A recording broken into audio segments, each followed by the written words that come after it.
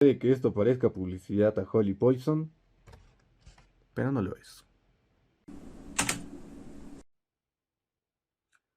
Hola, me llamo Darío Villamonte y el día de hoy vamos a entrevistar a Fernando de Entre Maderas y Cuerdas. Este trabajo no solamente tiene el fin de ser un trabajo, de ser una entrevista, sino también tiene el fin de dar a conocer a muchas personas que no saben y tienen un instrumento acerca de qué puedes llegar a ser un luthier y dónde encontrar uno bueno y confiable. Así que tienes una guitarra eléctrica, bajo eléctrico, o también puede ser acústico, te va a servir.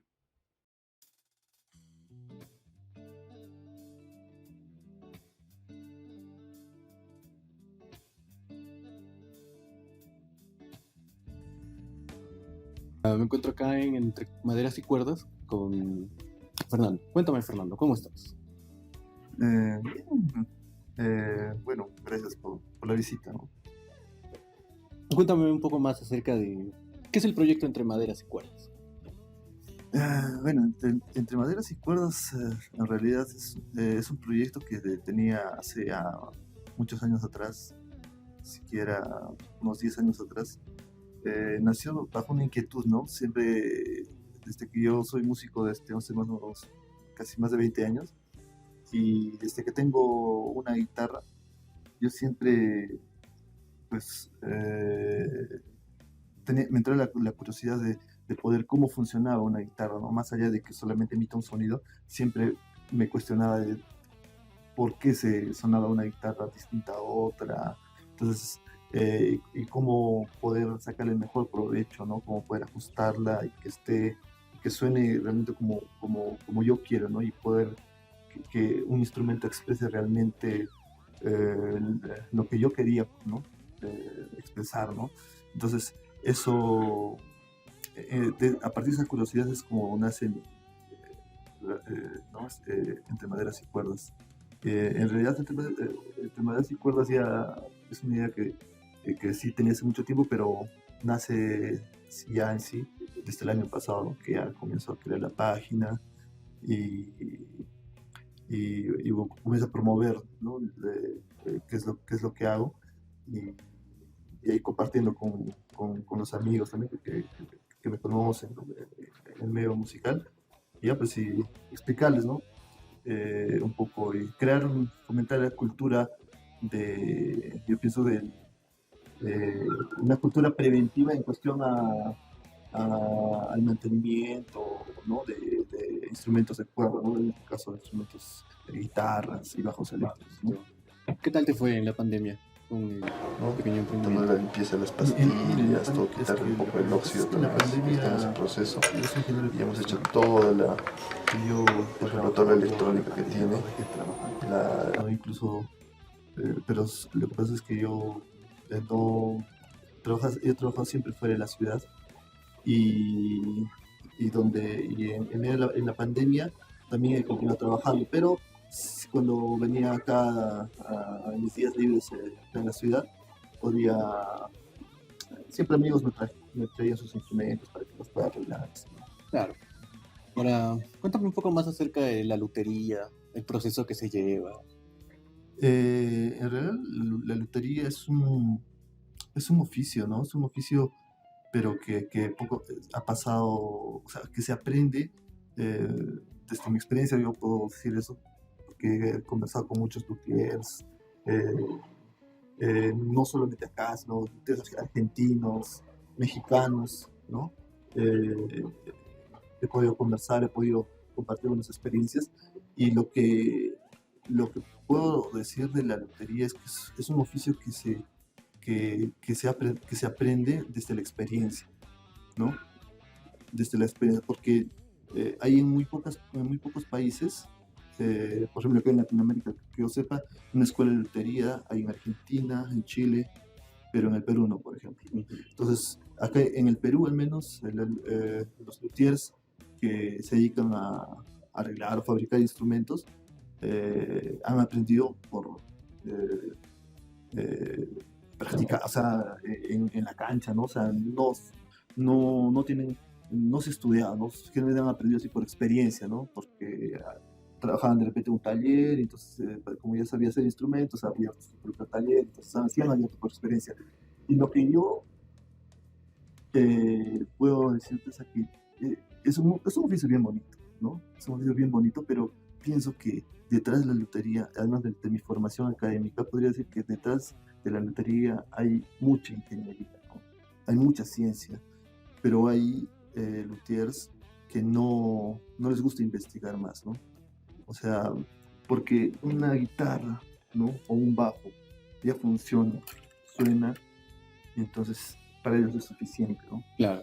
Pero nadie se cuestiona más, ¿no? Porque decir, oye, es que esta cuerda hace una tensión X, ¿no es cierto? Y pues esa tensión, entonces este puente tiene que soportar la tensión de 6 cuerdas, ¿no?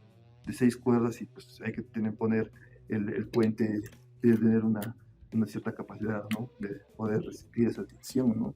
Entonces, igual hay toda una ingeniería detrás de la construcción en la madera, ¿no? El tratamiento de la madera tiene que tener una, una humedad específica, ¿no? Entonces no puedes construir con cualquier madera, incluso todas las maderas tienen una distinta sonoridad, distinto tono, ¿no? Entonces hay mucha ingeniería detrás de la construcción, de la fabricación de un instrumento musical, ¿no? Entonces, y a mí eso es lo que también me gusta mucho investigar. Es más, hoy estoy trabajando, estoy escribiendo un libro, ¿no? Un libro que justamente es que mi sueño es que la lotería se vuelva, al menos acá, que podamos, que la gente pueda aprender tópicos básicos o de cómo funciona un instrumento, ¿no? Entonces, como te digo, o sea, desde mi formación académica, por ejemplo, estoy haciendo investigación sobre los puntos donde hay tensión, qué partes del instrumento soporta hacer esfuerzos, ¿no? Entonces, todo con el fin de poder mejorar el diseño, ¿no? Entonces, es decir, en todo eso, en todo, no solamente en los instrumentos, ¿no? Entonces, hasta para construir una silla, o sea, hay ciencia de todo eso, ¿no? Ahora, antes de pasar a la siguiente pregunta, quisiera preguntarte acerca de tu experiencia, todo el tiempo que has podido estar trabajando en lo que es la lutería. ¿Qué nos puedes contar que pueda resaltar? Experiencia. Bueno, lo que podría decir, o sea, que siempre cuando te traen un instrumento, tú no sabes qué, o sea, tú ves un instrumento y aparentemente pues, voy a decir, hoy sí, ¿no? Un instrumento es como una caja de Pandora, ¿no?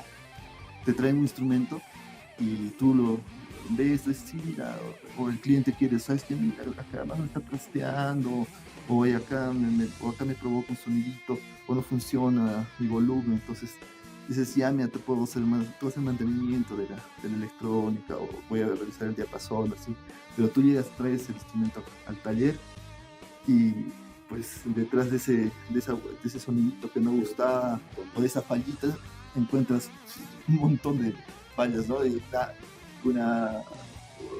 Y puede pasarte también un montón de cosas en el camino, ¿no? Mientras estás haciendo una reparación se te puede escapar algo, ¿no? Y entonces tienes que tratar de reparar, entonces tienes que ser muy cuidadoso, ¿no? Y responsable sobre todo cuando manejas instrumentos. Algo así fue mi caso, ¿no? Cuando abrimos la guitarra pensando de que solamente estaba fallando el volumen y al final era que la pastilla le había quemado a otro luthier.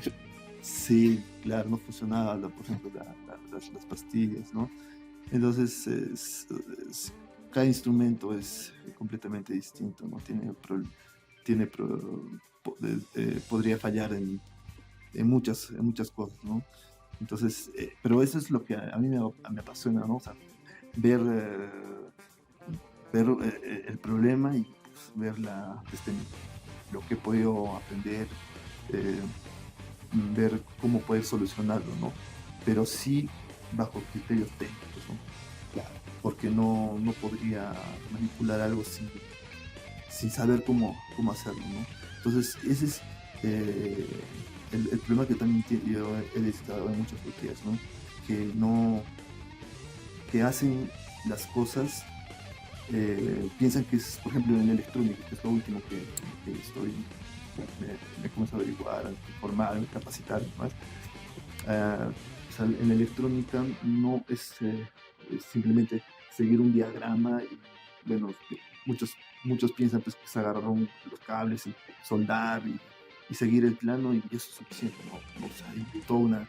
La ingeniería electrónica es una ciencia, es una carrera, ¿no? Entonces tienes que saber para qué qué es una resistencia, ¿no? Cómo funciona, ¿no? Cómo funciona ese cable, ¿no? Ese cable, si el cable tiene que ser un cierto calibre, ¿no? O los potenciómetros, qué función cumple, no puedes poner cualquier potenciómetro, ¿no? Hay muchos tipos de potenciómetros, desde la pastilla que es una bobina, hay física, hay matemática por todo lado. Entonces eso es lo que también ha despertado en mí el gusto por esto, ¿no? Claro, claro. Tocando el tema anterior, ¿qué opinarías acerca de los luthiers informales, se podría decir? Como el típico amigo que viene y te dice, oye, yo puedo calibrar tu guitarra, no sé, y termina, no sé, doblando el mástil un poco más adelante o valorando toda la electrónica. ¿Qué opinarías de ellos? Bueno, sí, hay en el medio hay varios siglos que tratan de hacer, ¿no? ese trabajo, pero bueno, no podría opinar tampoco algo negativo, lo que se está en un proceso de aprendizaje todavía, pero lo que yo en todo caso les podría sugerir a ellos es investiguen más, ¿no? Y que hagan quizá lo que yo hice, ¿no? Primero antes de a manipular un instrumento que no es mío, obviamente, ¿qué es lo que hice? Era arreglar los míos, ¿no? Yo recuerdo bien el primer alma que manipulé fue el de mi bajo, ¿no? Cuando yo agarré yo buscaba internet, y te hablo de hace como 20 años, un poco más, ¿no? Entonces yo dije, no, pucha, ya busqué internet y hace 20 años, o sea, había internet, pero había muy poca información en internet sobre esto, ¿no? Claro. Entonces la poca que había, entonces era leer, y yo comencé a ver cómo se rectifica ver el alma. Bueno, tiene un fierro acá adentro, si tienes que buscarte con la llave Allen y tienes que mover, entonces, y me daba miedo, pues, ¿no? Pero ya, pues, como era mi instrumento, dije, perder el miedo de intentar, ¿no? Yeah. Y así, poco a poco, y así aprendí, ¿no? Así aprendí con internet, ¿no? Y saco, con un poco de miedo, pero bueno, al final es algo propio, ¿no? Entonces, no hay el miedo de que lo puedas malograr, pues asumes esa responsabilidad. Normal, ¿no? No hay problema por ese lado. Pero sí hay que ser muy responsable con los instrumentos que traen, ¿no? Ahora, para ya acabar, ¿qué podrías decirles a los músicos? Sobre todo este pequeño casito particular.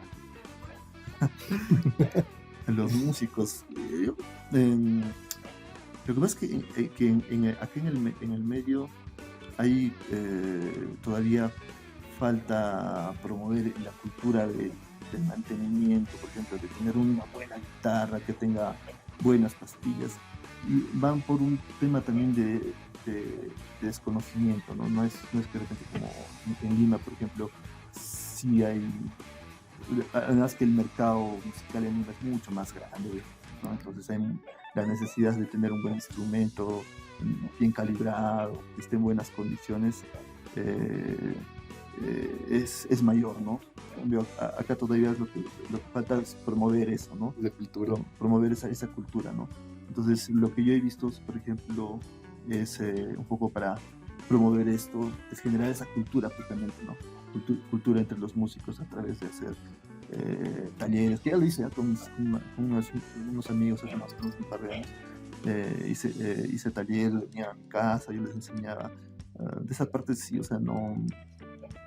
siempre me ha gustado también compartir lo poco que sé, lo que estaba aprendiendo, ¿no? Mis amigos traían sus instrumentos, mientras arreglaba y les compartía lo que aprendía, ¿no?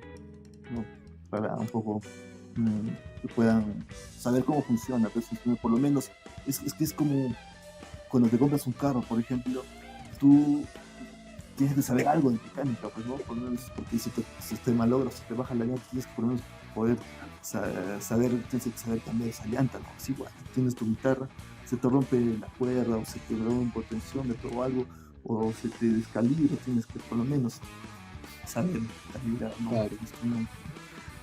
Y bueno, es eso, ¿no? Entonces, generar cultura, ¿no? Esa cultura de poder tener un instrumento en buenas condiciones, ¿no?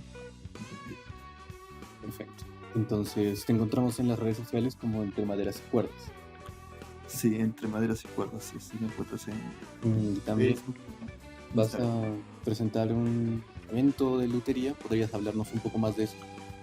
Sí, o sea, la idea es parte de justamente de promover la cultura de la lutería acá en el medio, es generar comunidad y a través de talleres, ¿no? Capacitaciones. Entonces, con un amigo más que es un guitarrista acá en la zona,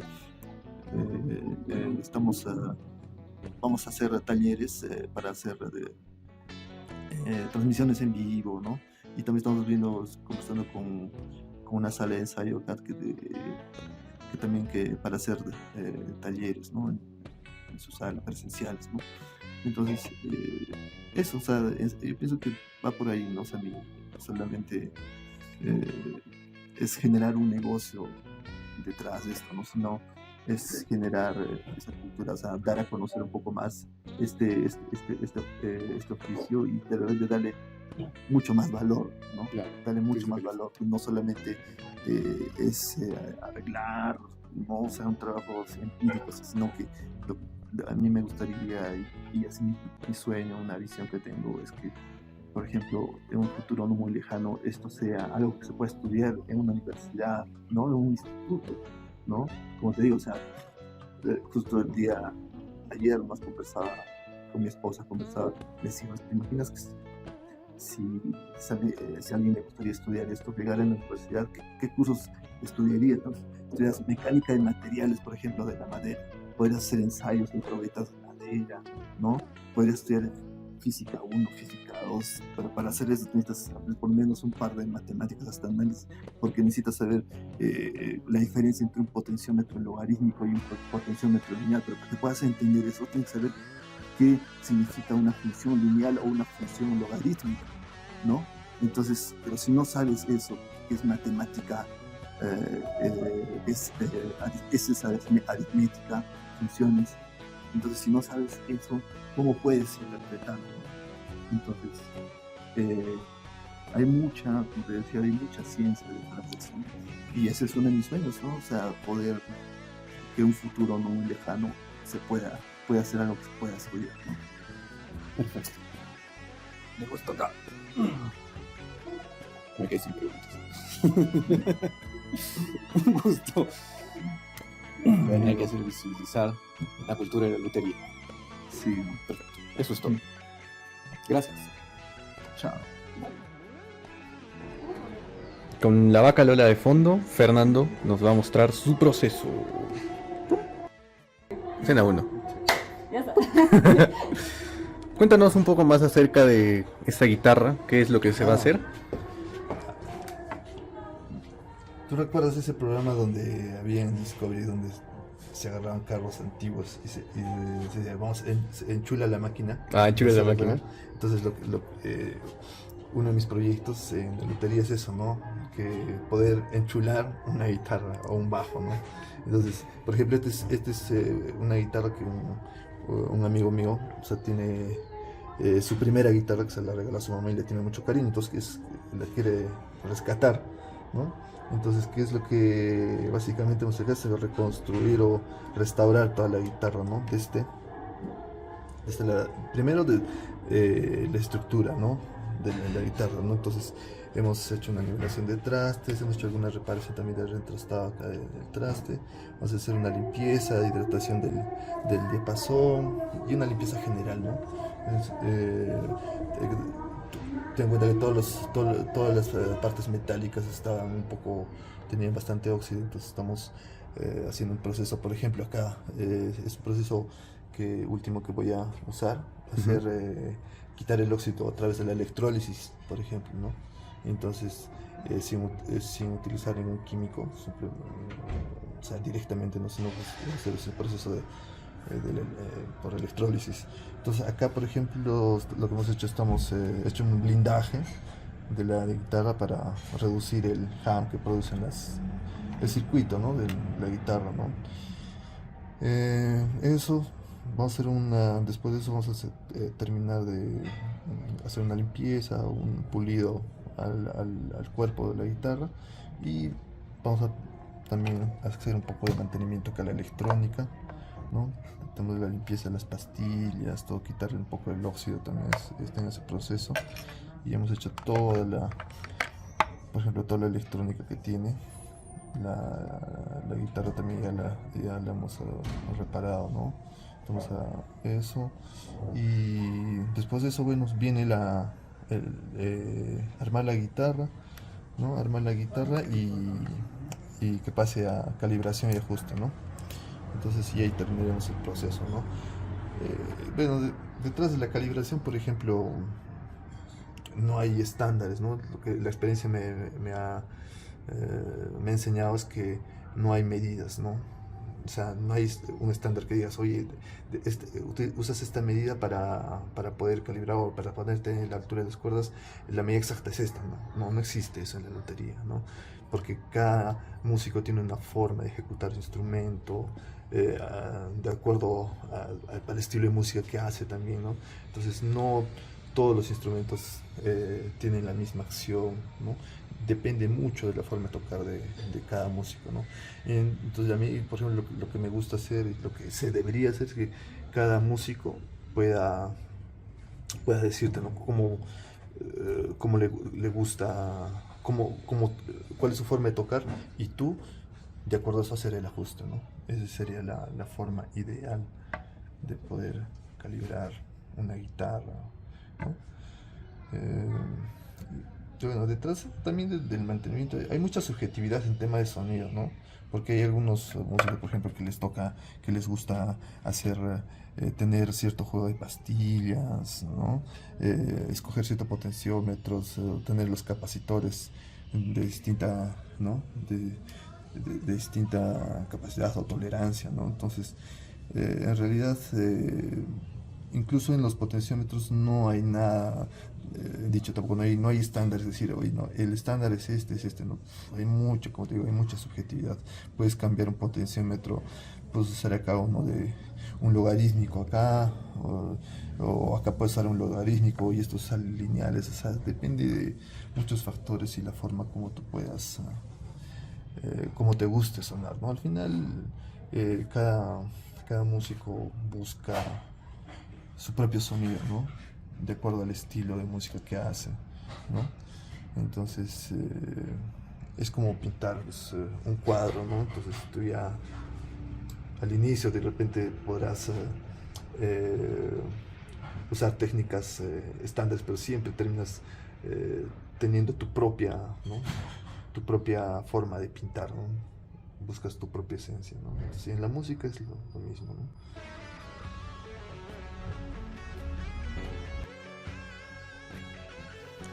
Y pienso que por más pequeño que sea un negocio, uno siempre debe hacer una evaluación de sus costos, ¿no?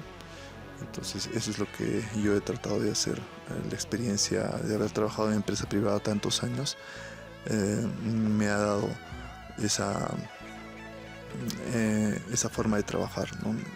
Yo, por ejemplo, hago una evaluación de mis costos, he tratado de sincerarlos lo más posible, tomando en cuenta obviamente por ejemplo, el costo de los materiales e insumos, el costo de las herramientas, los equipos que se utiliza para cada servicio, el costo de mano de obra, ¿no? Por hora. Entonces, todo de acuerdo a eso he sacado mis costos unitarios y me ha ayudado obviamente a optimizar mis procesos, ¿no?